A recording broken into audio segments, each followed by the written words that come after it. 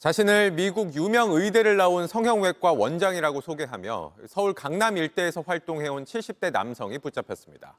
알고 보니 의사 면허도 없는 가짜였는데 환자들에게 돈을 빌려달라고 했다가 사기 행각이 드러났습니다. 박준우 기자가 취재했습니다. 의사 가운을 입고 있습니다. 가슴에는 이름 옆에 원장이라고 적혀 있습니다. 성형외과 의사 행세를 하며 무면허 시술을 벌인 70대 남성 한모 씨입니다. 한 씨는 자신을 서울 강남과 압구정 일대 성형외과 두 곳의 원장이라고 소개했습니다. 병원 사무실에는 미국 유명 의과대학 학위와 의사 면허증을 걸어놨습니다. 그분 방에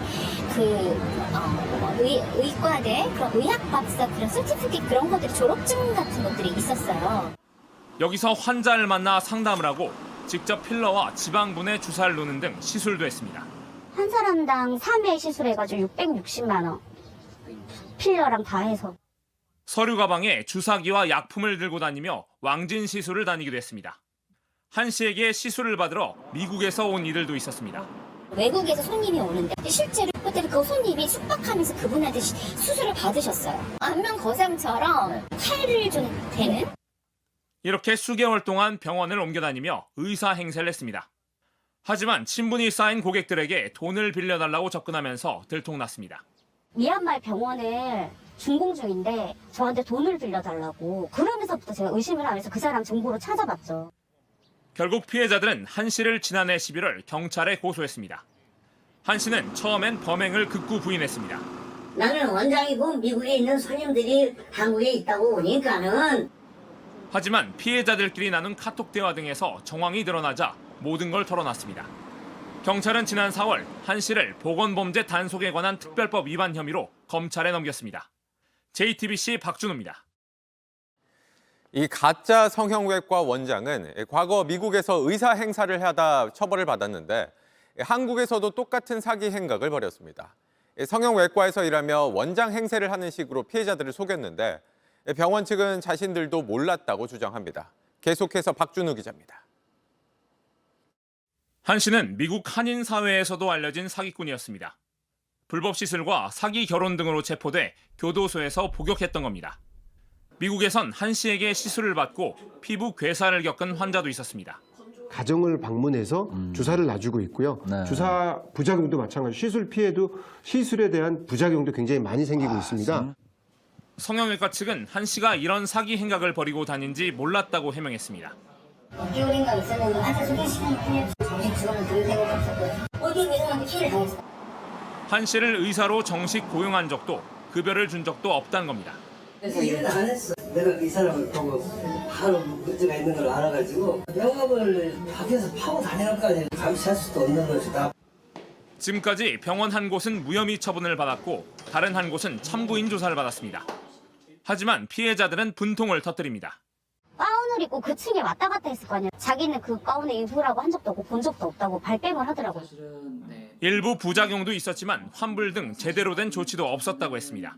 피해자들의 녹취록을 들어보면 한 뿐만 아니라 원장도 수술실에 같이 들어왔던 정황도 확인이 되고요. 적어도 방조행위의 책임 정도는 있지 않나.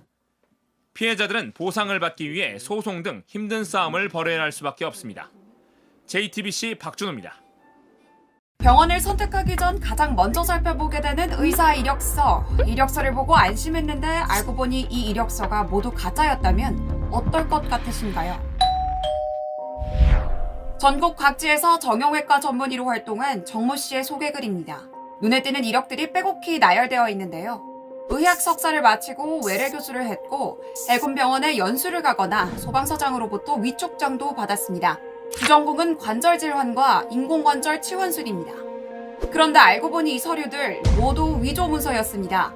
이 문서들로 정 씨는 무려 27년을 감쪽같이 정형외과 전문의로 일해왔는데요. 어떻게 이런 일이 벌어질 수 있었던 걸까요?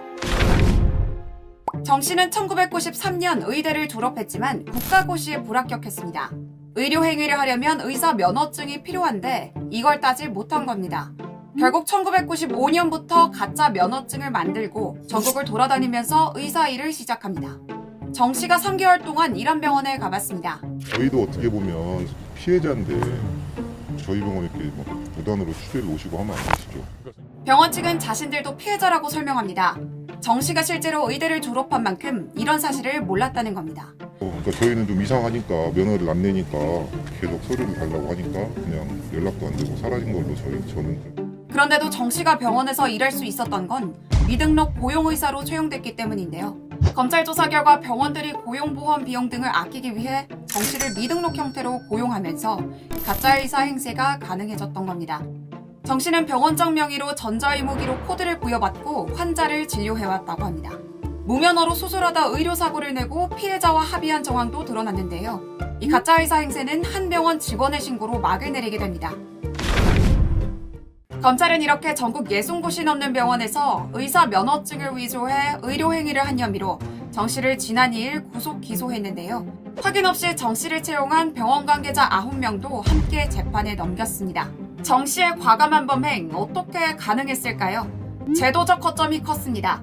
법조인의 경우 변호사협회 홈페이지에서 변호사 이름을 검색하거나 신분증 진위 여부를 확인할 수 있는데요. 의사는 좀 다릅니다. 종이 형태의 의사 면허증이어서 위조하기 비교적 쉬운 데다 일반 사람들이 의사의 면허를 확인하기가 어렵습니다. 피해를 보는 건 온전히 환자들의 몫입니다. 최근에 뭐 유령 수술, 대리 수술 뭐 이런 것 때문에 바로 확인할 수 있도록 해줘야 되지. 그게 아니면 전반적인 의사 면허에 대한 불신으로 이어질 수 있어서 검찰은 보건복지부와 의사협회의 개선책을 건의하고 또 다른 가짜 의사가 없는지 전수조사도 요청할 방침입니다.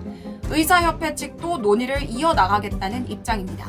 뭐 면허가 없는 사람이 뭐 오랫동안 그런 일을 했다는 건 당연히 경악스러운 일이고요. 이거는 충분한 논의가 돼야지 될 일이고요. 의료 시스템에 대한 불신을 해소하기 위해서라도 재발 방지책 마련이 시급해 보입니다.